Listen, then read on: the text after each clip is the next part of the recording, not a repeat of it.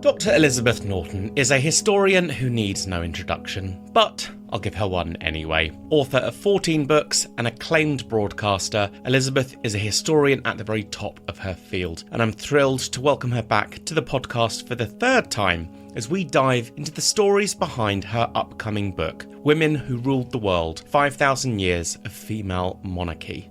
In this book, as you can probably guess, Dr Norton looks at female rule over the past 5 millennia, from Cleopatra of Egypt to Empress Wu of China, Catherine the Great to Elizabeth II. This book has it all. Political pawns, fighters, murderers, victims, but all of them have something in common. They dared to rule, often in a world where the very notion was deemed impossible.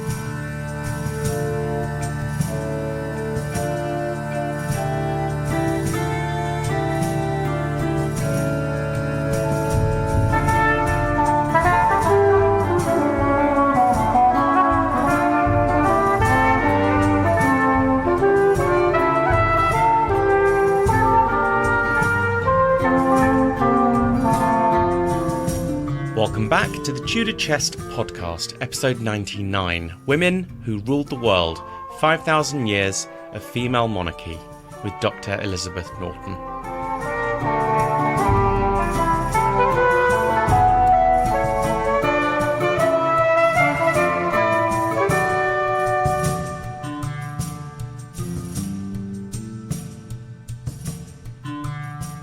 Welcome to the Tudor Chess podcast. Dr Elizabeth Norton, how are you doing? Oh, great. Thank you so much for inviting me on. It's an absolute pleasure. You're always a very good guest. I'm thrilled to have you back. You're here to speak about your upcoming book, Women Who Ruled the World, 5,000 Years of Female Monarchy. And I'm really looking forward to diving into it with you. Before we do, are you able to say what you're working on at the moment, if possible? I know obviously a lot of people will know who you are and what you've done. So what are you working on at the moment, if you can say? Yes. So I basically worked on this book in parallel with an academic book on Jane Seymour that I've been working on for a few years. And that is due in at the end of the year. So I'm back with a vengeance on Jane. I've got some great stuff on Jane, actually. Definitely fleshing her out a bit more as a character. So hopefully that will be out towards the end of next year. It's very, very close. I'm very excited about that. Yes, now you mention it, I remember when I saw you in May, you said there's lots of juicy stuff in there, and I'm not sure whether I like her, which I thought was... I mean, yeah, she's not the sort of simpering little wife of kind of popular myth. I mean, I've been digging in the archives, and often she's fairly horrible. But again, that's good because it kind of brings out her character more. But yeah, she's definitely not a sort of shy and submissive little wife. I look forward to that because she is, well, I think we discussed this when we saw each other. She is perpetually viewed as the dullest one, isn't she? I mean, she is. Let's call a spade a spade. But the fact that you've discovered what appears to be some quite juicy, not so positive things is exciting. Yeah, absolutely. And it's because no one's really done it, because actually she's seen as boring. Nobody wants to focus on Jane Seymour. Yeah. She's everyone's least favourite wife. I mean, occasionally when there are polls, she beats Catherine Howard, but mostly she doesn't. Yeah. Mostly she's everybody's least favourite wife. So I think people just haven't looked at her, and there are huge gaps. Yeah. And, in the book, I'm going to, confess to this. And I don't know when she was born. I've got very little idea. I can kind of guess, but it's, I've got at least a decade really of when she might have been born. It's that huge. She doesn't actually appear in a contemporary record until January 1534. So there are kind of stories about her earlier life, a few of them which date from the 16th century, but actually a contemporary, this was written on this date, January 1534. She dies 3 years later. Yeah, well, there you go. So of the many women that you cover in this book that you're here about to talk today, who of them would you like to meet the most? So, I mean, it was so much fun choosing the queens to put in the book. And because obviously you can't cover every reigning queen. There have been a lot of reigning queens, not as many as reigning kings, but there have been a lot of reigning queens. I don't know. I mean, I think probably Catherine the Great, who is fast. I mean, I kind of want to say Elizabeth I because I would like to meet her too, but actually Catherine the Great, she's amazing. She's a German minor princess who ends up taking over Russia which It's mad. is quite mad. But she also is she keeps writing her autobiography, and she writes loads of versions of this autobiography. And she always stops at this one point. She's having a meeting with the Empress Elizabeth, who is her predecessor. Well, her predecessor, but one. It's her, effectively her mother-in-law. It's her. Elizabeth is Catherine's husband's aunt. But always she ends the memoirs on this meeting, and basically Elizabeth says, "Tell me about Peter, Catherine's husband," and then it stops there, and it's almost like she can't bring herself to talk about what happens next because, of course, she carries out a coup, deposes her husband, and then he very conveniently dies of hemorrhoids, which I wasn't aware was a fatal condition, but apparently it killed off poor old Emperor Peter. That's a new one on me. Never heard of it. I can't imagine it's a very pleasant experience, but certainly not life-threatening. Who knows? On the subject of Elizabeth I, she's undoubtedly the most famous British queen mentioned in this book, beside, of course, Elizabeth II. If you can ask her a single question, what would it be? Well, that's difficult. I mean, I would have a list. I mean, it would be massive. She'd have to sit down with me for about 3 days. But I had to ask a single question. I don't know. That's difficult. Because I've been writing the book about reigning queens, I think I'd want her take on being a reigning queen because she clearly, Elizabeth's decision not to marry is a brilliant decision for a reigning queen. Because actually, when you read the book, you'll see that reigning queens quite often get deposed or imprisoned or generally kind of marginalized by the men in their lives. And Elizabeth, of course, doesn't have any men in her life because the Tudor dynasty doesn't have any men in it. So by deciding not to marry and not to have a child, it's a brilliant decision for Elizabeth because there isn't a rival. They have to keep her on the throne. I mean, it's a terrible decision for the dynasty, and it's absolutely not a decision that a male ruler would take because they don't have the same concerns. So she's clearly taken this really important decision based on the fact she's a female ruler. So I'd want to know her take on, how does she view herself as a female ruler? We obviously have her famous Tilbury speech, where I have, and I'm paraphrasing massively, but, I may have the body of a weak and feeble woman. But actually, what is her real take on female monarchy? Because she clearly considers herself qualified to rule in a way that many men and women in her period wouldn't consider a woman to be qualified to rule. But wasn't she also quite vocal about, as she saw it, the inferiority of her sex at times? I believe that there were actually many instances where Elizabeth almost held up patriarchy in some respects. Oh, yeah. I mean, Elizabeth is no feminist. I mean, most of these women aren't. Elizabeth very much viewed herself as an exception to the rule. She's very much embedded in the 16th century idea that women are effectively kind of failed men, inferior men. They have gender is a spectrum in the 16th century, and effectively, top is man, and then you move down and women are there and they're a bit rubbish. And that's essentially how she views women. She's just an exceptional woman, and she very much presents herself in that way. And, she's really adept at propaganda, and she's having other people present her in that way. But yes, she absolutely doesn't advance the cause of women in any respect. She doesn't employ women to political roles. She doesn't, push, Bella Stewart, who's her cousin, could have been queen after her, but she certainly doesn't push her succession. No. She's horrible to the Grey sisters, who are in line for the throne as well. And of course, Mary, Queen of Scots. So it's all about Elizabeth being this exceptional figure, which is what most people in the period would view as true as well. Mostly they still think women are inferior. So to start, the book that you've got coming out, Women Who Ruled the World, and you are literally, it's expansive. You encompass roughly 5,000 years of history. How long have you been working on this? Okay, so it's taken me quite a few years. You might notice I haven't had a book out for a while. So it's been a bit of a... 5 minutes, knowing you. Yeah. So it's a bit of a labour of love. A huge amount of research, and a lot of it not in English, of course, because it's really important not to rely on the English sources. And often there aren't any English sources for the queens in question. But actually, for example, I have some queens of the Mexica in there. So the Mexica, they're known as the Aztecs, and they're actually the Mexica, but you'll know them as the Aztecs probably. And of course, all the sources are in Spanish, of course.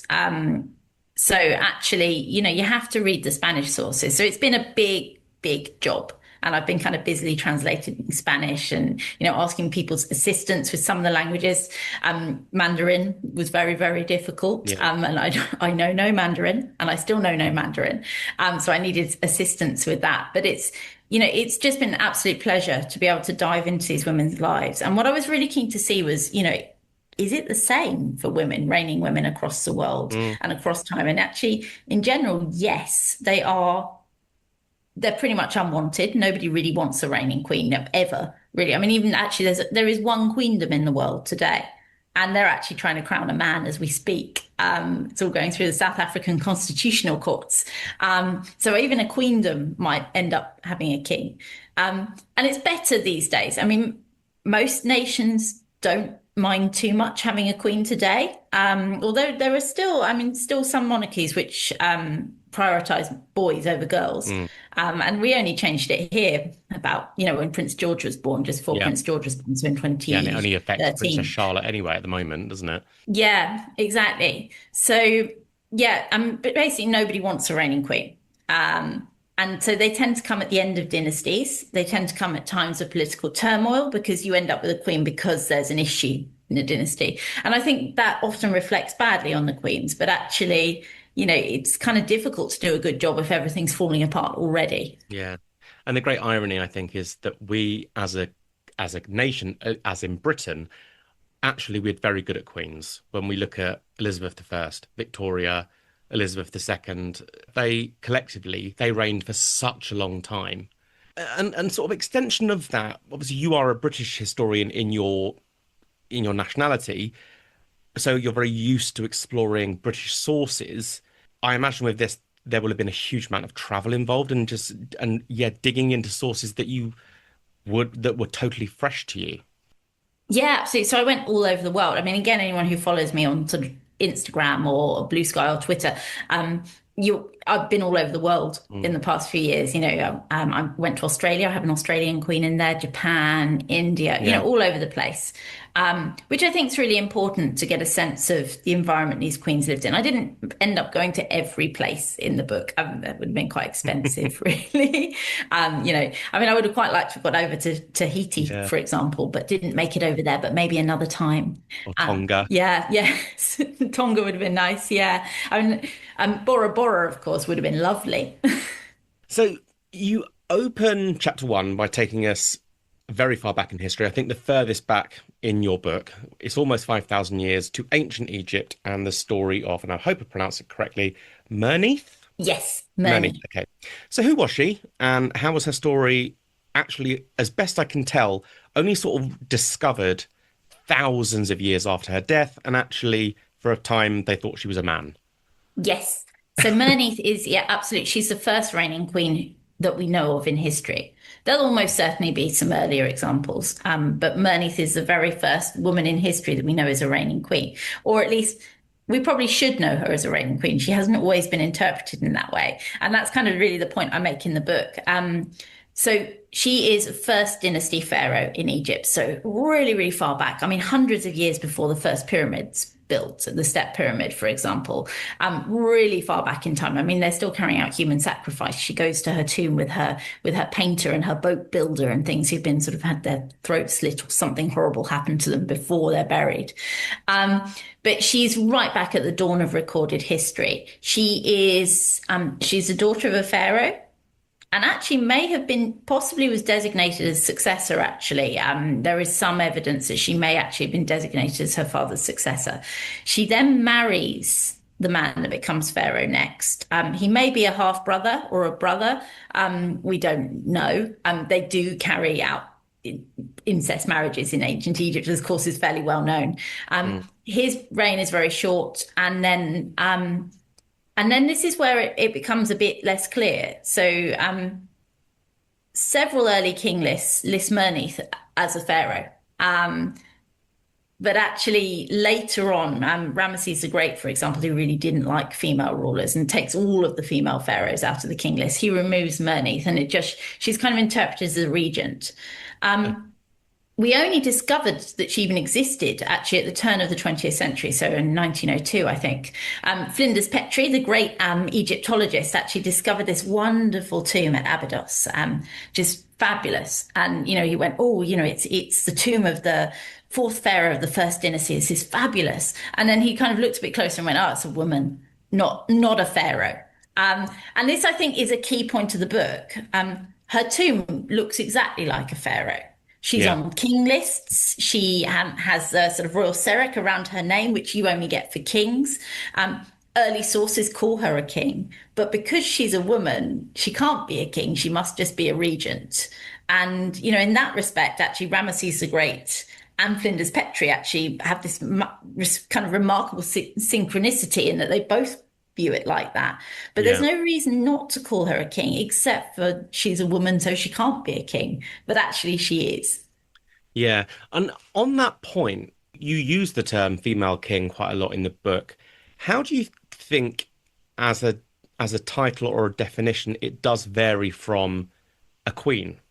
Because we're still talking about females, but do you think there is a difference in the way that would be perceived? Yeah. So, I mean, I've actually already been pulled up for calling them female kings online. Someone's like, they're called queens. And actually, large parts of the world would beg to differ on that anyway. Hungary, for example, whenever they've crowned a female monarch, they've declared them to be a king, for example. So Maria Theresa was King Maria Theresa. So, actually, it is the correct term for quite a lot of women anyway. Hatshepsut in Egypt was the king, for example. Over here, we tend to use queen. And I think queen's quite a problematic term because, of course, it doesn't distinguish between consorts and it's more usually applied to a consort. So you normally, actually, it's very difficult to kind of come up with the correct terminology for reigning queens because actually a queen generally isn't as good as a king or doesn't have the same power. I mean, that's the reason why these days the husband of a queen doesn't get to be a king because they outrank the queen. Yeah, king creates a queen, queen can't create a king. So personally, I think the best term is female king or just king, actually. Actually, it should just be King Elizabeth I or King Mary I. That would be my preferred choice. And obviously, it's not what we tend to do in English. I think we probably should. I think in some respects, we should ungender the word king and just accept that whoever is the monarch is the king. In some ways, in the way that monarch is ungendered. Because actually a queen implies that they're not as good as a king. And I think that's a problem that these women have faced around the world and across time. And I understand what you also mean about unless you're in the business of knowing this stuff like you and I, the queen consort thing can throw people. I mean, the amount of comments I see on the royal family's Instagram where they'll say the queen opened this or the queen did that. People go, queen consort, she's not the queen. I'm like, she is the Camilla, and we're talking about Camilla here. She is the queen. Yes, she's definitely the queen. She is the queen. It's just different. But I think a big part of that is also just still the whole Diana Camilla thing. I mean, it was really interesting when Charles came to the throne, and actually people were making real points calling her Queen Consort Camilla. And I've never heard of a queen being called Queen Consort. They are the Queen Consort, but it's not a title that it's not a name. No, that was totally unprecedented. Yeah. And it was clearly to do with problems with Camilla and, obviously the history from, Princess Diana, as you say. But it was interesting to see it. I mean, when I tell people I'm writing the book, I've had people argue about why Eleanor of Aquitaine isn't in there because she's a queen and she's also an independent ruler. And she is, but she's not queen of where she rules. She has an overlord. But again, I think it's the title queen. It muddies the waters a little. Yeah. And I personally don't really like it for female monarchs. I mean, I'll never get it changed. And I don't care that much. But personally, I think they should be kings. Yeah. They are kings. Yeah. Well, you also explore the story of Matilda of England, known more commonly as Empress Matilda. But for those who may not know her story, I mean, I find this woman unbelievably fascinating.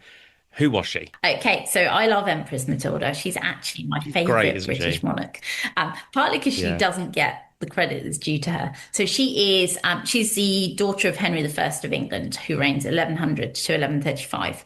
And she's his only surviving legitimate child. He has so many illegitimate children. 24, I think. Yeah, it's a high number. But only Matilda is the surviving legitimate child. So she's named as his heir, and he gets all the barons to swear oaths. But unfortunately, when he dies in 1135, she is in France.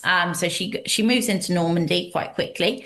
But she's also pregnant, actually, when he dies. And unfortunately for her cousin Stephen rushes over the channel and persuades everyone to crown him. And coronation's important in those days.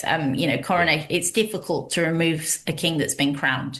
But she tries, and, she doesn't give up her claim. She arrives in England in 1139, and she's effectively ruling the West Country for quite a long period of time. She mints her own coins.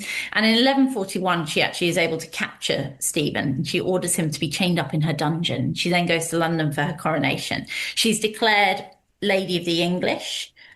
She may use the title of queen, it's not entirely clear, but she's clearly the ruler of England. She's going for a coronation. And unfortunately, it goes horribly wrong, and she gets thrown out of London by the Londoners. And then her half-brother, Robert, is captured, and she has to exchange him for Stephen.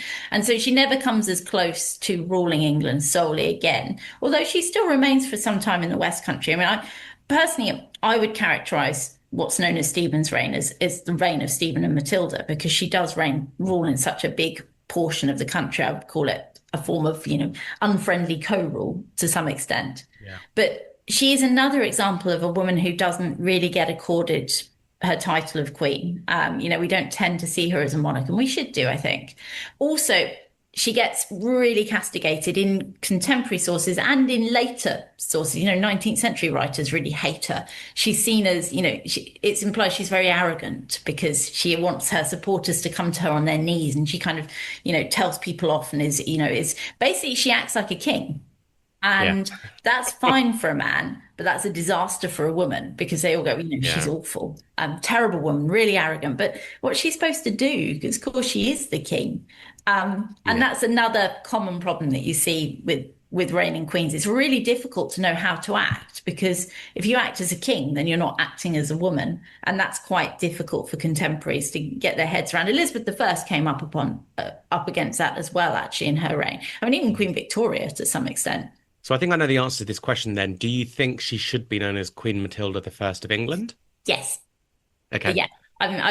She rules England by herself in 1141. Yeah. And actually she rules enough of England that I think she should count anyway. I agree. And also, I don't really like Stephen. I try not to get too partisan, but I don't like Stephen. And I think it's a shame that he got off the White Ship early before it sank, because he had an attack of diarrhea. Yes, he had the squits.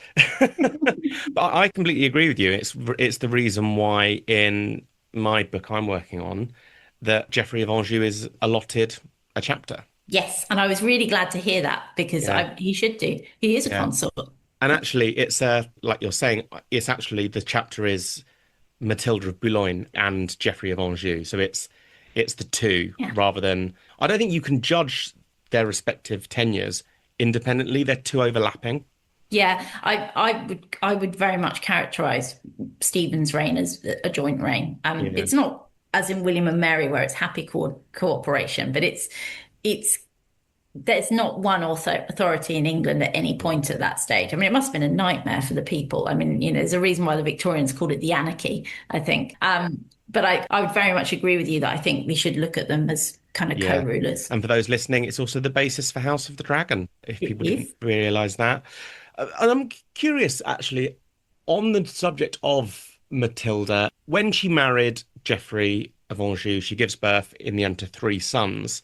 Obviously, this is an impossible question to answer, definitely. But had her father lived to what became Henry II, being an adult, do you think Matilda's claim would have just been immediately passed over? Yeah.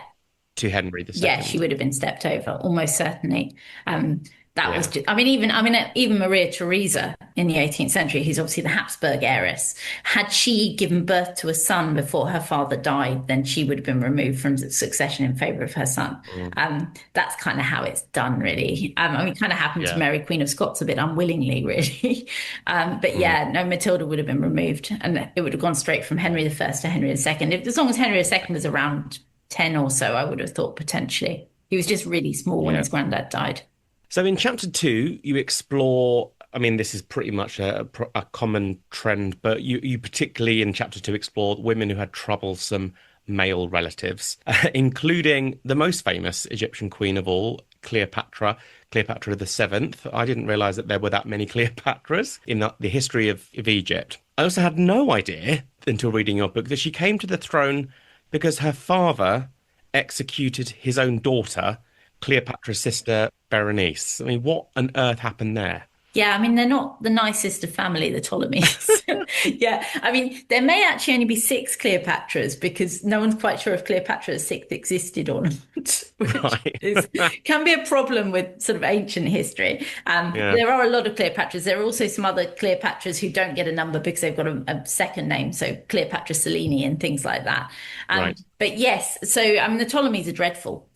So Cleopatra is one of three sisters and two brothers, and her sister Berenice actually takes their father's throne. He basically heads off to Rome and she snatches the throne. And then rules for a bit with a co-ruler who is probably their mother, but it's not entirely clear. It's either Cleopatra the Fifth or Cleopatra the Sixth, who may not have existed. When this Cleopatra dies, Berenice just holds the throne by herself, which is quite rare actually in Egypt. In Hmm. general, in the Ptolemaic dynasty, they rule as a pair, so a king and a queen. Then, unfortunately for Berenice, their father comes back and retakes the throne and has her executed, which is bad luck for Berenice, really, but good luck for Cleopatra because she's then named as the next queen in line. I mean, as I say, I just didn't know that side of Cleopatra's story, really, that her path to the throne came at the execution of her own sister. Yeah, and of course, her other sister also will be executed on Mm, Mark Antony's orders, in fact, but who's yeah. doing it for Cleopatra. Yeah, I mean, I think the problem that Ptolemies have is that everybody in the dynasty has a claim to the throne. Yeah. And so you get different pairings. Cleopatra rules with both of her brothers at various points, for example, and then their sister Arsinoe rules with one of their brothers for a bit and then gets executed. So, that's a problem for them. And it's also, I mean, in general, the queens Cleopatra's a rare example where she comes out on top. Mhm. Against her brothers, at least, in that usually the Ptolemaic queens get a bit of a raw deal, really, and they tend to. I mean, there's one of them, I can't remember which Cleopatra it is now, who tries to rule with her son, and then her estranged brother husband has the son murdered and then chopped into pieces and presented to her, so she can't. What a lovely sounding Yeah, family. no, it's fairly grim. They're nice, aren't they? Well, sticking with the world of the ancient Egyptians, chapter three, you explore snatching the throne, and one of the earliest examples of that is Hatshepsut of Egypt. Now, how does she come to reign as a pharaoh in her own right? So I'm quite keen on Hatshepsut. I think she's really interesting. She is she is the daughter of a pharaoh by his great royal wife, so his consort, effectively. So in Egypt, the pharaoh has one consort, the great royal wife, and then they can have as many other wives as they want, concubines. So she's the only child born to the great royal wife. So she's impeccably royal. And so she's married off to her half brother, who succeeds their father because he's born to a concubine, so isn't as royal. They only have one daughter. So he is succeeded by his son, who's born to a concubine.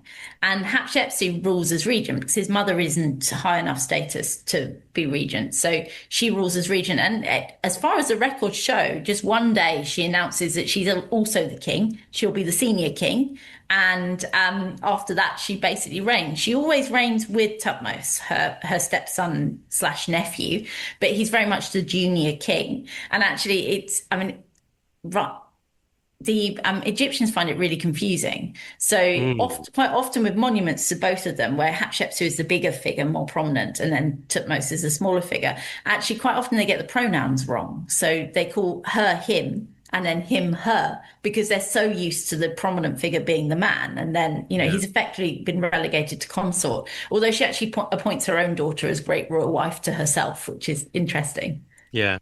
I mean, did she just have enough power to just get away with this? I mean, did she just decide one day and that was that? Yeah, so we don't have the full details, but she's clearly very powerful. She's impeccably royal in a way that Tutmos isn't, Right. because actually who your mother is important. And, actually Mm, Hatshepsut going back over the generations, she's really, really royal. So I think she's shored up power that way. She's an adult as well, and, has been at the Egyptian court for decades by that point. So I think she's built up the power to be able to do it. And there's no evidence of any, objection to her doing it. Even Tutmos toes the line and goes along with it, although he later has her name scratched out of inscriptions, which may sort of indicate that he wasn't that happy about it. That sounds a bit petty, doesn't it? It does really. And he turns out to be a really good pharaoh, but he's very much junior co-ruler, if that really, under his aunt's reign. I see. So another big name that you explore in this chapter, you've already mentioned her earlier, is Catherine the Great. I knew she wasn't Russian, but I hadn't appreciated just how, not even vague, how little right she had to rule Russia at all was. How on earth did she become the empress of a totally alien nation to the one that she was born into? I mean, I appreciate you'd probably need 6 hours to explain it fully, but how did that happen? Yeah. So she is a very, very minor German princess. So the Empress of Russia is Elisaveta, who's the daughter of Peter the Great. And she herself had actually taken the throne from a different Tsar, but she's a very powerful empress. And Elisaveta is unmarried, so she picks her German nephew Peter to be heir to the throne. So she sends for Peter, who's the daughter of her beloved sister, and he's terrible. He won't learn Russian. He doesn't like Russia. He wears German military uniforms and is generally a bit of a nightmare. And obviously, this is slightly possibly unfair in that the picture we get of Peter tends to come from Catherine, of course, who will depose him. So it may be a bit unfair, but he doesn't come across very favourably in any sources, really.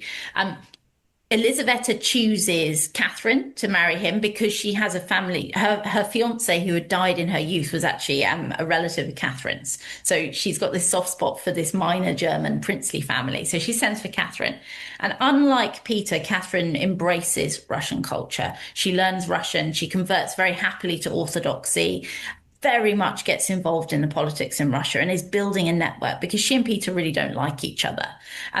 Catherine's eldest child is probably Peter's. Her two subsequent children are not Peter's. In fact, one is actually an illegitimate son who's hidden away because he's not Peter's and very clearly not Peter's. So they have a really estranged relationship. Catherine has a difficult relationship with Elisaveta as well, but she very much kind of emulates her, learns how to rule through Elisaveta.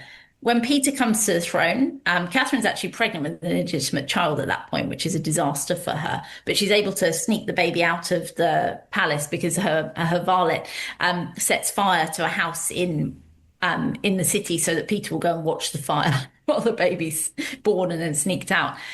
But they're almost at the point of divorce when Peter comes to the throne. He wants to marry his mistress, and it's very clear that he's going to do away with Catherine. So one day she just gets up, puts on a guard's uniform and heads out and basically is declared Empress of Russia because Peter's very unpopular. She's incredibly popular, and she's been doing this for years, really building up support. And actually she simply deposes him. It's a bloodless coup. Poor old Peter arrives at a palace and says, "Can you let me in? I'm the emperor." And the person calling out goes, "We haven't got an emperor, we've got an empress." And he dies under very, very suspicious circumstances not long afterwards. And he's obviously murdered, even if she said it was hemorrhoids. It is, utterly remarkable story. It really is. And she's a figure that I feel like I just need to spend more time getting to know because she does sound, well, she's just clearly a very impressive woman. Yeah, she's an enlightened despot. She corresponds with Voltaire. She's embedded in all the philosophical work of, the Age of Enlightenment. And yet she's also this despotic ruler. She rules over, hundreds of thousands, millions of serfs, for example. She rules over the largest empire that the world had ever seen by that stage. Russia in Catherine's time is absolutely vast, as it is today, of course. Yeah. So you explore child queens, and a name that people will instantly recognise among these is, of course, Mary, Queen of Scots. I hadn't realised, actually, until reading your book, that no Stuart monarch up to this point had ascended the throne of Scotland as an adult. No. That's wild. Yeah, they're so unlucky. James IV doesn't need a regent because he's 50. But the rest of them are mostly sort of infants and young children. They're so unlucky. One of them gets murdered. Another one blows his head off with his own cannon. Just if bad stuff can happen to you, it'll happen to you if you're a Stuart, really. Yeah. But it's a disaster for Scotland because they just have minority on after minority. Yeah, I mean, Mary Queen of Scots, she becomes queen on her day six of birth. Yep, She six was six days days old. old, wasn't she? Yeah. And her father famously said it became with a lass, it will end with a lass. There's all that sort of stuff going on. Obviously, any minority rule will have to involve a Regency Council. I'm curious, though, in your experience and in writing this book, were child queens treated differently from child kings, or these are children, they can't rule, it's the same irrespective? So it's a mixture of both, Okay. because you wouldn't expect a 6 day old king to rule either. No. Of course. I mean, Mary's father, James V, was an infant when he became king, and he's just over a year old when he becomes king. He doesn't rule either. Requires a regent. So in many respects, it is the same. But it also isn't, particularly in the earlier periods. So with Mary, Queen of Scots. Also, I look at a couple of the queens of Jerusalem, Maria, who's 12 when she becomes queen, and then Isabel I, who's actually even younger than Mary, because she's Maria's daughter and Maria dies in childbirth. Um, but actually, in the cases of these early reigning queens, child queens, the question of their marriage is so important because Yes. there's an expectation in that period that the bride will be raised effectively by their husband's family, or they'll be moved out of their own kingdom, which is fine if they're a princess. I mean, it's not great for them, but it's fine. But if they're a queen, then of course that removes the queen. But there's very much an expectation that Isabella II of Jerusalem is spirited off to the Holy Roman Empire, for example, and never Mm. comes back to Jerusalem. Mary, Queen of Scots, Henry VIII was very keen to acquire her and raise her in England and marry her to his son. Um, Edward. Yeah. so it's a real difference in that actually a child queen is just awful for a kingdom, at least in that period, because not only have they got a long minority, but there's not really any expectation of having an adult ruler at the end of it. You may well end up with Yeah. regency going onwards. When Mary marries Francis of France, for example, Francis II, the expectation is that Scotland will always be ruled by a regent. She's not going to go back there. She's Queen of France. Um, so they've lost their monarch. I've always wondered that about, like, had Francis not died when he died, Mary would have just stayed in France, wouldn't she? She might have visited Scotland, but they would have always had an absentee ruler. Yeah, there's not even that likelihood she would go back. She might go back, but she almost certainly wouldn't. Again, Isabella II of Jerusalem doesn't go back to Jerusalem. Her husband visits Jerusalem, but she doesn't, for Mm. example, because that's how it works, if you like. So actually, Mary's birth was a bit of a disaster for Scotland. In some respects, they would have done better if she hadn't been born, because yes, the succession was uncertain, but they would have ended up with an adult man on the throne. Having Mary was just a problem. Yeah. What would have happened? Let's say Francis lives, Mary stays in France, they have children. Those children are the heirs to the French and Scottish crown. What do you think would have happened in that situation? Would have if she'd had a couple of sons, would one of them have been given Scotland and the other had France? How do you think that would have worked? So I think they would have been tied. So a similar thing Okay. happened in the 13th century when the King of France married the Queen of Navarre. Um, and France and Navarre were just tied. So they had the same king for a couple of generations. Mm. And the reason they separated is because of the Salic law. So France can't have a female No, ruler. yeah. I mean, it's made up, the Salic law, which I deal with in the book. It's completely made up. But it's France, as far as they were concerned, can't have a female ruler, and they can't have someone who claims through a woman either. So you have to be in the male line. Whereas Navarre was happy to have queens, Scotland was happy to have queens. So I think they would have, France and Scotland would have been tied until you got female inheritance, and that's when they would separate. I see. Okay. So in Phoenix's Choice, you explore the remarkable stories of Empress Wu of China and, of course, Queen Elizabeth I. Queen Elizabeth I is a figure that we know an awful lot about, particularly if you love your Tudor history. So I'd like to focus on Empress Wu in a bit more detail, or Wu Zetian, as she's also known. She has a truly wild story. We're talking about a woman from the seventh century, I believe. Seventh Seventh century. century. Introduce her to me. Okay, so Wu is amazing. She's This mad. is absolutely mad. I mean, just Yeah. so she is the only female Chinese head of state. There's never been anyone like Wu. Um, absolutely amazing story. She is the daughter of a lumber merchant. He's quite well, I mean, that makes her sound poorer than she is. Her dad's quite well connected. He knows the first emperor of the Tang dynasty, for example, and he gets to go and be a governor of a very minor province quite far from anywhere. Her mother is unable to arrange a marriage for her, and she seems to be quite attractive, but I think actually they just don't. She's not very wealthy. So eventually her mother sends her off to court to be one of the wives of the Emperor Taizong, who's one of the Tang emperors. And so she's sent off to be a concubine. And technically she's his wife, but actually she probably didn't spend very much or any time with him at all. And it's awful for her actually, because he's quite elderly by this stage. He's in ill health. And once the emperor dies, all of his widows are expected to retire to a Buddhist nunnery. Their lives are effectively over. So she knows she's got a couple of years at court where she's kind of a servant, really, because actually the concubines do the service work. Why are there over 100 of them or something crazy like Yeah, that? well over 100. I mean, most of them will probably never see their husband or spend any time with them at all. The palace libraries are full of sex manuals, which I bring out in my book, where they are supposed to try and spend some time with quite a lot of their wives at any one point, to try and father more children. But actually, she may well never have slept with Taizong. She's very minor at court. He's got plenty of other wives. So basically, she's been kind of sent to be a servant at court, and she knows that when he dies, she's going to have to go and become a nun, which is a bit of a disaster for her. And she's very, very clever, and she's actually able to form a relationship with Taizong's heir, Gaizong, who is an interesting character. Actually, he wasn't the crown prince. He's a younger son who gets promoted on the deaths or removal of elder brothers. So it wasn't really cut out for ruling, and seems to have been quite for a medieval Chinese emperor, relatively kind of gentle character to some extent. There's a source that says that the two flirt over the deathbed of his father. But certainly when Taizong dies and she's sent off to a nunnery, she's actually recalled quite quickly and becomes a concubine to the emperor, the new emperor. And this time it's very different. Although she's still a concubine, she's not his former wife, that's Empress Wang. She's not his second rank concubine. It's with Wu that he spends every night. She's effectively his top wife. She bears him children, and actually eventually she's in a strong enough position to act against Empress Wang, who is the chief consort, by accusing Empress Wang of murdering her baby daughter, actually.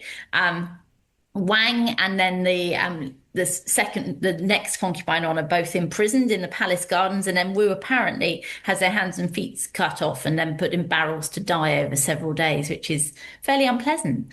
But it clears the way for Wu. And she becomes the consort. So she becomes Empress Consort, and she just consolidates so much power.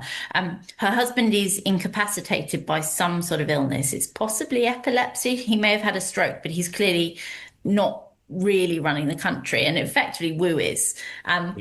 When he dies, her son becomes emperor, but she soon realizes that he's not very pliable. So within about 5 weeks, she has him removed and puts another son on the throne.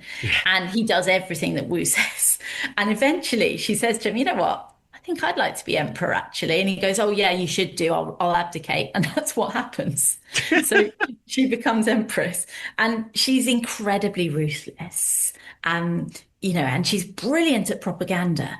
And there's this one, she finds this text. So she's quite a devout Buddhist, but actually she finds this text, which says that the Buddha will come back in his final incarnation as a woman. And it's very strongly implied that this is Wu. So she has this disseminated all over China. And for centuries, everyone assumed that she'd made this up, and it was just a forgery. And then actually in the 20th century, someone found an earlier version of it in a cave in India. So actually she had just found a genuine text that just fitted her purposes perfectly. But she's incredibly good at propaganda. And that's actually one of the reasons why I compared her to Elizabeth I in the chapter, because I think both of them are very good at turning what is a negative, being a woman, into an absolute positive. Elizabeth presents herself as a goddess, really, Gloriana, the Virgin Queen, and Wu does the same. There are omens that say she should take the throne. There are phoenixes seen on the palace roof, for example. But yes, so she's pretty ruthless. And actually, she only reigns independently for about 15 years, but she's been ruling China for the past 30. Yeah. But we're still talking about a woman. This is 1600 years ago. I mean, it's a huge way back in history. And as best I can tell, I suppose one area maybe she differs from Elizabeth is that Empress Wu was also quite keen on evening out the balance between men and women, and she did give some major positions of power to women, I believe. Yeah, actually, and again, I mean, none of them are sort of proto-feminist, but Wu is definitely quite interested in women's rights, actually, as far as you can in 7th century Mm. China. For example, she orders that the mourning period and mourning customs for your mother should be the same as for your father, Yeah. which is very revolutionary. She does promote women to offices, actually, under her. Women get better educations under Wu as well. So yes, she clearly is in that regard quite interested in women Mm. actually, and that's really unusual for the Yeah. period. And, won't happen again for a long time. Yeah. And I suppose it's a slight offset for the chopping of the hands and the feet off. This, Yes. I mean, there are some individual women that she doesn't yeah. like. Yeah, I mean, the concubine whose hands and feet get chopped off actually curses Wu and says that she will come back as a cat, and she hopes that Wu comes back as a mouse and then she'll eat her. And it was said that Wu would ban cats from the palace just in case it was this woman.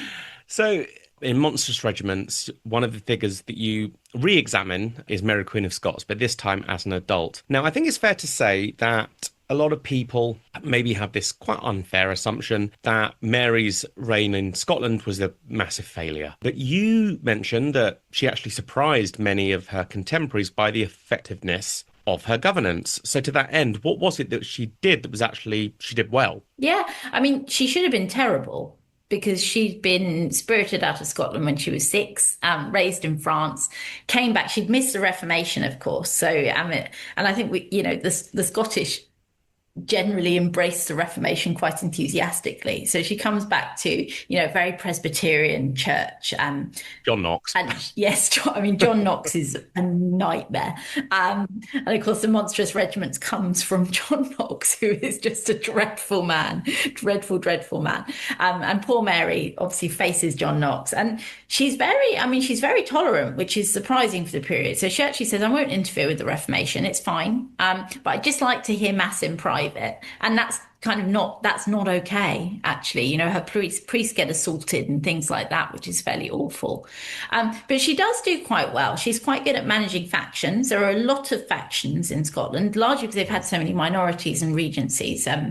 So she's good at managing that. She gets on good terms with her half brother for a period as well, who's her father's son and very powerful. So she does quite well.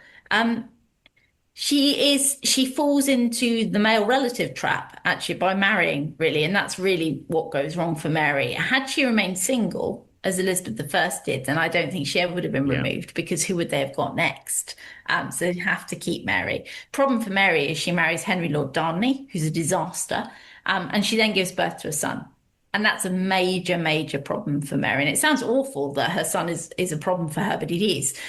Because actually almost everyone would rather have even a baby king than a queen. And she just produces her biggest rival because they don't need her anymore. They've got a prince.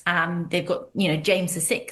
And that's really the problem for Mary. And, obviously Darnley is murdered. She's suspected of involvement in the murder. She seems very shocked by it. She does marry the Earl of Bothwell, who probably did murder Darnley. However, she was raped. And that, I Yeah. think, needs to be brought out more, and people should be aware. It's very clear that it was non-consensual. And in the 16th century, rape victims really had to marry their rapists, because any sexual activity, consensual or not, was seen as shameful. So she didn't really have a choice Yeah. once she'd been raped by Bothwell. She kind of had to marry him. But it all goes wrong for her really at that point. Mary's story, I mentioned this to someone else a little while ago, but it always surprises me that we don't make more of a thing around how much she was kind of a bit of a chip off the old block of her grandmother, so Margaret Tudor. When we look at the mistakes they Mm. make around marriage, they both marry, their first husbands are kings, they are widowed, they then have second and third marriages that are largely disasters. They have children that are separated from them. I don't know what, to me, there's just a huge amount of correlation between grandmother and granddaughter. And for whatever reason, I don't feel like we pick up on that very much. What do you think? Yeah, I agree. I mean, I think partly it's to do with the position Yeah. of women, in that, you would expect, if you're a princess, you'd expect your first husband to be chosen for you anyway. Widows get a lot more Yeah. freedom to choose. But the big problem is, someone who can be a lovely suitor will generally turn out to be a Yeah. nightmare as a husband because actually, I mean, Lord Darnley becomes King Yeah. Henry of Scots and he's on the coins. And for a long time, his name goes first because he's the king. So I think that's part of the issue is that once you're married, you're very much under your Yeah. husband's control. But there are so many similarities between the two of them. And I think they're both pretty poorly treated, really, by Yeah. husbands. Agreed. You also explore the fascinating world of Japan and the fact that Japan is one of the world's oldest monarchies. It has an unbroken line and has had 8 reigning empresses. Its longest reigning empress was also its first, Suiko, is that how you would pronounce it? Suiko, Suiko. yes. Okay. So who was this woman? How did she become empress? So Suiko is fascinating. Because actually, a lot of people don't realize that there were reigning empresses in Japan, because women are barred from the throne now, and actually women that marry lose their royal status. But there have been these 8 reigning empresses. They're all in the male line, and that's the key, because they have this unbroken male line. So they're able to reign because their fathers were in the male line. So Suiko becomes empress in the 6th century. She's previously been a consort, so she was married to a half brother who was emperor. And then some other brothers become emperor after him. And eventually she's chosen to be empress. And she's actually fascinating. She rules for quite a long time and does seem to have been very independent. So she sends embassies into China. She receives ambassadors from China. And at that stage, of course, Japan is very much the junior partner to China. I mean, this is a point where they're actually starting to adopt their own script in Japan, so writing their own history for the first time, something that Suiko promotes. And actually, they use Chinese script, which they then use phonetically in Japanese, which makes it really hard to read early Japanese sources because, of course, it's depending on someone's phonetic usage and their accent. But Suiko very much promotes this. She also promotes Buddhism, so she is a very active Buddhist. And very keen to promote the religion. So she's really the first point where Buddhism becomes firmly established in Japan. It's not the main faith in the country, but it becomes very, very important. Yeah. But she's really, really powerful. I think her biggest achievement, actually, Suiko is a posthumous name. So we know Japanese emperors and empresses by their posthumous names, which is conferred on her after her death. And it basically means something like sort of conceiver of history. I mean, it basically saying, that she wrote history or that she had history written down for the first time. So she's really interesting, really fascinating, and starts a trend in that after her, there are 5 other reigning empresses in quite quick succession. Right. In this sort of 200-year period, half the emperors are empresses, which is amazing and unheard of, actually. Yeah. And I quite like the sound of her. I mean, isn't there a moment when there's a bit of a scandal around the Japanese representative in China, and she sends a letter to the Chinese emperor referring to him as the emperor of the West and her of the emperor of the East? Yes. This is clearly a woman who's Yes. pretty assured in her position. Yeah, she possibly offends the Emperor of China by doing that because her ambassador loses the reply when he's traveling through Korea, and there's sort of talk of him being executed. And she goes, "Oh no, he didn't mean it." But it's possible he's hidden the reply because it's rude. So yeah, there isn't, but yeah, absolutely. So she portrays herself as an equal to the Emperor of China. I don't think the Emperor of China saw it like that, but they wouldn't have seen any ruler of Japan as an equal at that stage. It's a great letter. I mean, it's a fascinating letter. And it also, what I really liked about it, she also talks about the weather. And, Yeah. I am well, are you well? It's very much, small talk has not changed. No, and we think it's an English thing to just talk about the weather, but they were doing it in Japan 700 years ago or so. Yes. So, one of the figures that I knew very vaguely, I'd heard of, that you cover in Age of Empresses is Rana Valona of Madagascar. And she has been compared to Queen Mary I in terms of supposed cruelty. So who was this woman, and what was it that she was doing that makes her be seen as a bit of a controversial figure? Yeah, so Rana Valona is fascinating because Western sources hate her. So Madagascar, obviously, huge island off the coast of Africa. Really important because it was a staging to the Western powers. It was a staging post to the Far East. So they all call in at Madagascar. So there'd been a lot of contact for a lot of time. Her husband was the king of Madagascar. He was a big fan of Napoleon. Actually, he was kind of his hero, which is I quite like that. But he'd been quite westernizing, so he'd allowed in missionaries and was allowing a lot more contact with France and England and Britain. He then dies, and his wife, Rana Valona, is able to secure the throne. And it's somewhat controversial. She wasn't really heir, but she takes the throne. She actually also later gives birth to her only child, who's born a year after her husband, but is nominally her husband's child. He clearly isn't, of course. But she becomes queen, and she is very much against westernization. She doesn't want anything to do with it. So she throws out the missionaries.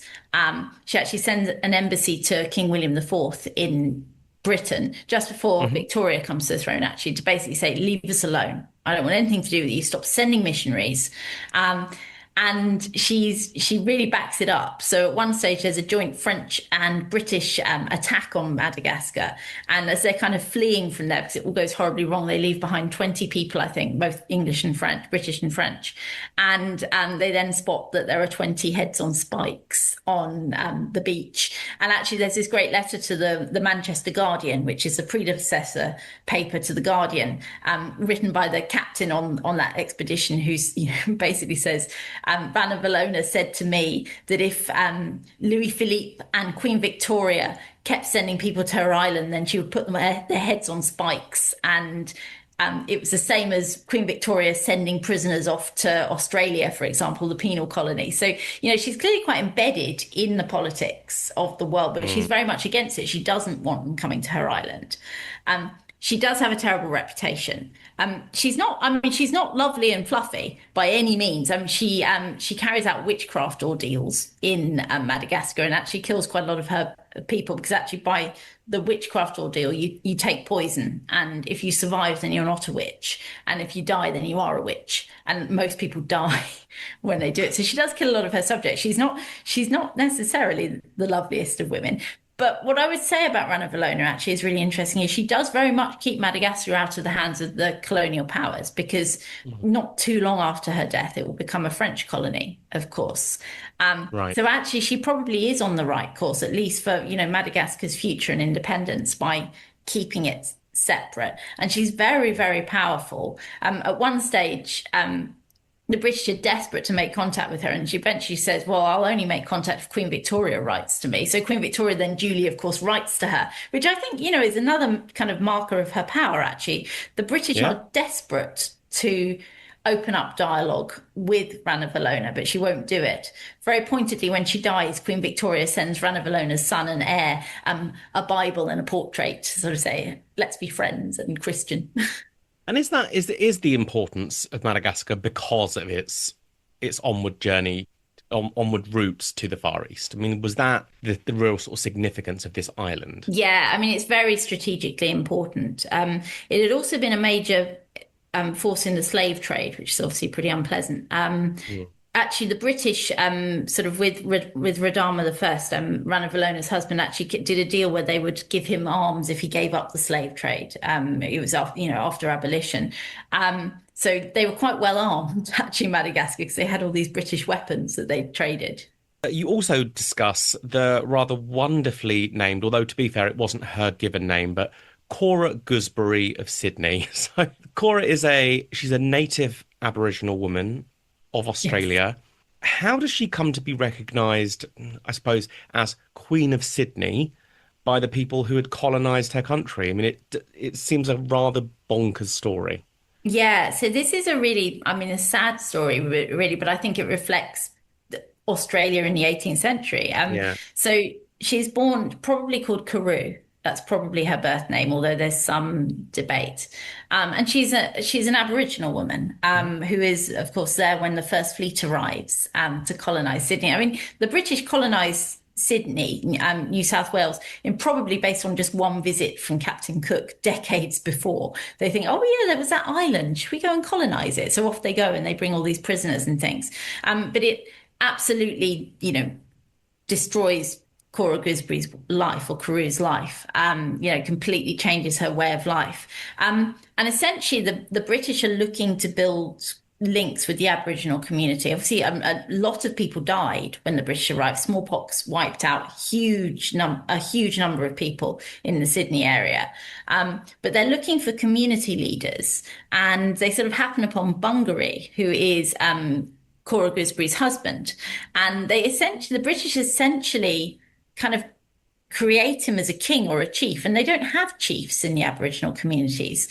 But so he becomes effectively, as far as the British is concerned, this kind of go-between, and they give him a ceremonial king plate, which is like a breastplate that he wears around his neck, which names him as King of Sydney and Botany Bay. And after his death, then Cora Gooseberry steps into his place. So we've got two surviving breastplates that belong to her, which are effectively her crowns, which describe her as Cora Gooseberry, Queen of Sydney and Botany Bay.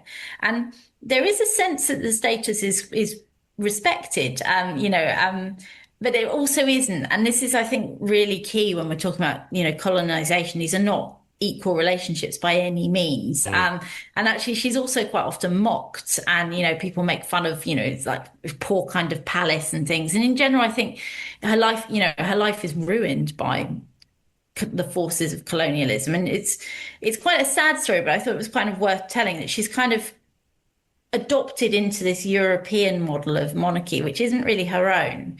And she does have this status, but at the same time, she's also kind of, treated quite poorly. I mean, she spends her nights sleeping in the kitchen of a hotel, for example, in Sydney. And actually, she's given quite a grand burial place, but it's eventually removed to build a station on top, for example. Yeah, it's such a weird story. And it must have felt for her both incredibly alien, but also she must have just been thinking, what on earth is going on? It would be easier to understand colonization, bringing in a representative from the British monarchy and establishing them, because at least there's, as much as it's not how it should be done, I suppose you could argue there's logic in it, but plucking this woman from relative obscurity who is a native Aboriginal member from Australia, it's just such a bizarre story. Yeah. And I mean, it does her no favors, at all. It's very, very, I mean, obviously one-sided, but incredibly one-sided. And it's the queenship is recognized by the British. It's probably not recognized by her own community, but it is very much recognized by the British. But it's, there's this edge of kind of mockery, if you like, and it's a sad story. And she's really the only one of the reigning queens in the book who I think, actually she has this queenship imposed, and it's actually just a disaster for her, really. I mean, often queenship's a disaster for reigning queens, but she really doesn't stand a chance. So in your final chapter, Queens of the 20th Century, you naturally cover the late Queen Elizabeth II. But you also explore the life of Queen Wilhelmina of the Netherlands, who, news to me, she became the world's first female billionaire. How did that happen? Yes, very, very wealthy. Yeah, the Dutch royal family are incredibly wealthy. They still are. It's to do with the ownership of the palaces and things. But yes, very, very wealthy woman. She's one of the child queens as well in my child queens chapter. So she comes to us around age 10 in the 1890s. But she's fascinating and not as widely known as she possibly should be, I think, today. I mean, she was, but how did she accrue that great wealth? I mean, how did she become a billionaire? Palaces, art collections, sort of just generally like that, really.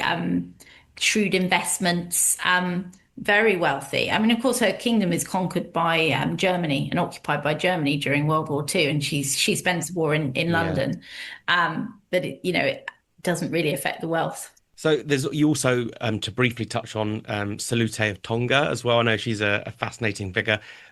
She's sort of best known, isn't she, as the queen who rode in an open carriage at Queen Elizabeth II's coronation. She is. Queen Salute is fabulous. So she was the Queen of Tonga, 6 foot tall and lots of. What's that? She was 6'3", I think. Yeah, 6'3". So when she arrives, there are loads of newspaper headlines saying, the tallest queen from the smallest kingdom and things like that, which is true. fascinating figure. She'd already been queen for a really long time. She's like Wilhelmina, actually. She's a bit of a late bloomer. But she arrives at the coronation and everyone's absolutely fascinated with her. And one of the newspapers actually prints a guide to the coronation so that people watching on television can spot people, and they carefully mark where she'll be sitting so people can see if they can spot her in the Abbey, for example. But after the coronation, I mean, British coronations always seem to reign, as the most recent one showed. But after the coronation, she refused to put the roof up on her carriage. So everybody else put the roof up, and the crowds waiting couldn't really see all the dignitaries. But Salot just kept the roof down and was drenched, absolutely soaked through, but wouldn't put the roof up. So she's waving at the crowds and riding through. So everyone could see her on television and everyone there, and they just loved her. She was so she stayed in Britain for a little while afterwards, and she was mobbed everywhere she went. You know, if people spotted her in her car, they'd surround the car. In the book, I've got this anecdote where she goes to visit an old friend in Kent, and she pops in to have a look at their church. And when she comes out, there's this whole lineup of children that have assembled holding flowers. You know, one of those kind of almost semi-official lineups. They love her. One London paper actually sums up the year 1953, so the year of the coronation, just by saying, "Dear, dear Queen Salot," and that's how they sum up the year. Just an enormous celebrity. Qantas begins an aeroplane jet route to Tonga, so you can go and see her if you want to. Just ridiculously popular. Everybody loved her, and it's quite a heartwarming story, I think. It's nice. But what I like about it is also it shows the way that they kind of merge into global celebrities, and that's something that very much happens in the 20th century. These queens become celebrities, and women tend to draw more focus than men. Yes. Well, on that subject, we've got Margaretha of Denmark and Beatrix of the Netherlands. They reigned as queens in their own right, queens regnant, but eventually abdicated in 2024 in the case of Margaretha and 2013 with Beatrix. Now, I suppose I'm just curious, really, to get your take on this, because the word abdication was a word that was anathema to Elizabeth II. It was something she, despite the constant questions, would she eventually abdicate? I never believed that she would for one moment. But we've got the queens of the Netherlands and Denmark abdicating. Do you think this speaks to the perceived difference in the significance of the British monarchy? Or was it simply down to personality? I think it's a bit of a mixture. So I think Elizabeth II was always conscious of the abdication of her uncle Edward VIII in 1936. And I think that very much, she was never going to abdicate because abdication was awful because of Edward VIII. I don't think she would have abdicated anyway. I mean, very few British monarchs abdicate willingly. In fact, it's only Edward VIII. The rest, very much, the ones who have abdicated haven't been very willing about it. It's been written that they were happy, but clearly weren't. Yes. So I think there's definitely there's no real precedent, no happy precedent in the British royal family. And I think she very much saw it as a job for life. And that's, what she said about the matter, regardless of how long it was. In the Netherlands, it's slightly different. The monarchy isn't as ancient. So although the Prince of Orange had been, that was a long-standing title, they get upgraded to monarch after the Napoleonic Wars. So it's not quite as ancient. Wilhelmina actually starts the process. So she abdicates in her sort of 60s. She's kind of had enough. And her daughter Juliana becomes queen. And then Juliana abdicates and for Beatrix to become queen. So actually, there is a whole row of abdications. It had become kind of accepted in the Netherlands. So I think we may well find the current king will abdicate in due course as well. I think it's kind of set the pattern. And you see that in other monarchies. Japan had a long period where monarchs routinely abdicated after a while. And I think the Netherlands to some extent follows that pattern.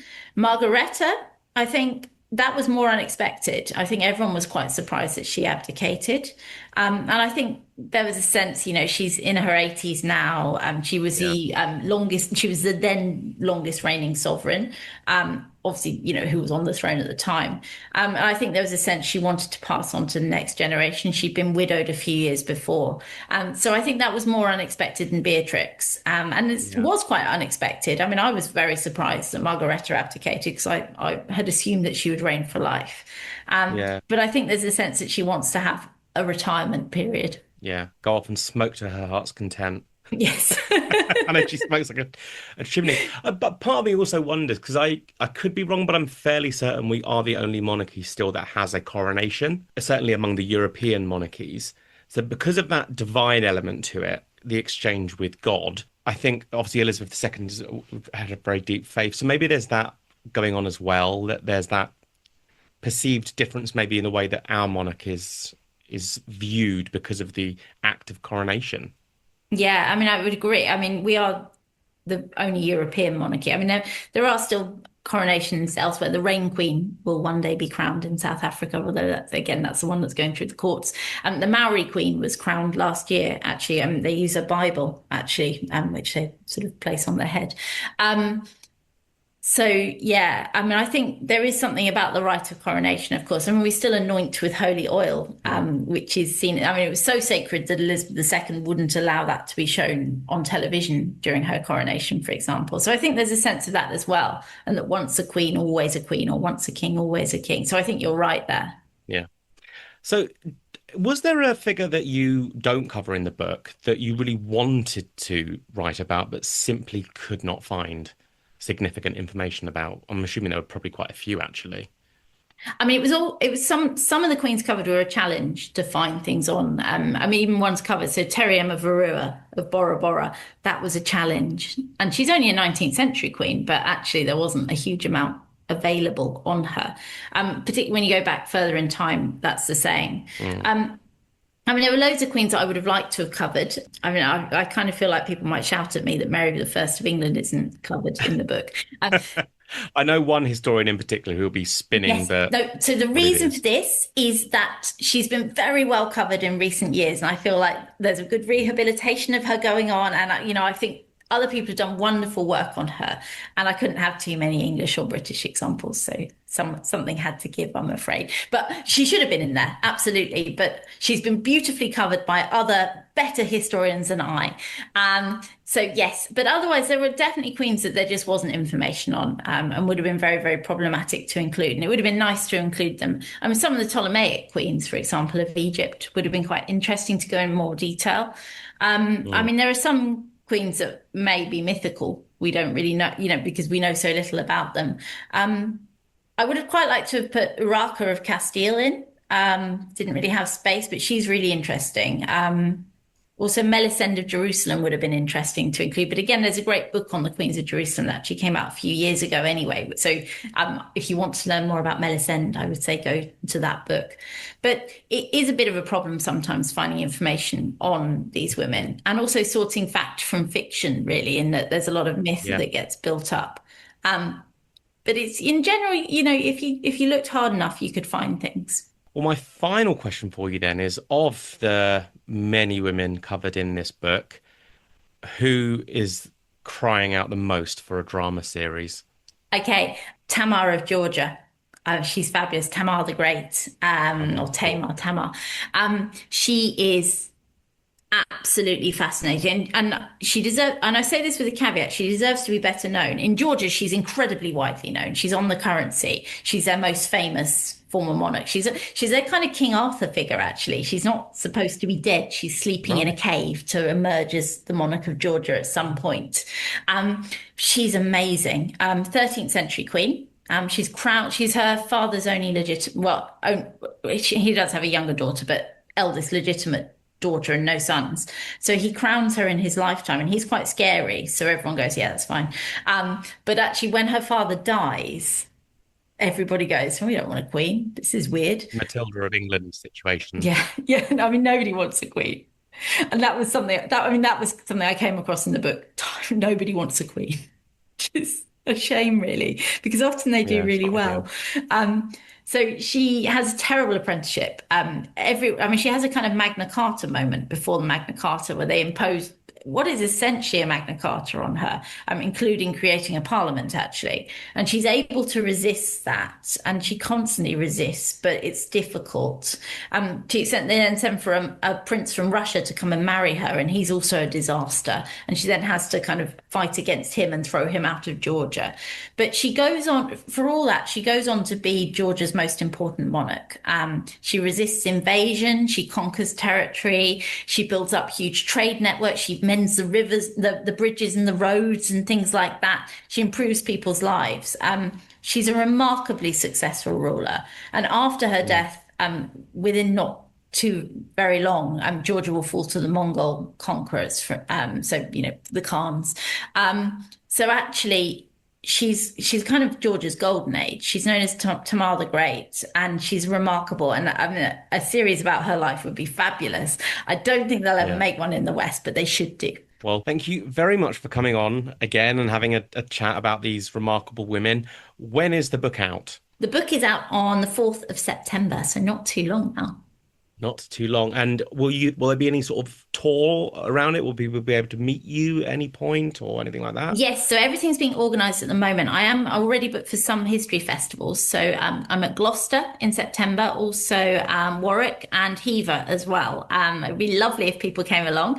There'll be more events going up. If you have a look for me on social media, it's always lovely to say hi anyway. But on all the kind of major social medias, I'm at E Norton History. So come and say hi and you'll see what I'm doing. Well, thank you very much again. I look forward to seeing you soon, hopefully, and we'll chat again soon, no doubt. Well, it's been an absolute pleasure. Thank you very much. That brings us to the end of this week's episode of the Tudor Chest podcast. My thanks to Dr Elizabeth Norton for coming onto the show. She is such a great guest, isn't she, guys? She's just a total joy. Next week, in what will be my 100th episode of the Tudor Chess podcast, I'm going to be doing something a little different. For I'm going to be recording on location for the first time as I chat with Gregory Edmond from the auction house Spink and Sons, as we examine and discuss a remarkable collection of medieval and Tudor coins that he is currently working with. My thanks to Dr. Peter Steffel for the introduction. That will drop next Thursday, the 7th of August. If you have any questions or suggestions for future podcast episodes, please do reach out to me. I would love to hear from you. To do that, just head over to the Tudor Chest on Instagram and drop me a message. Thank you again for listening to the Tudor Chest podcast, and speak soon.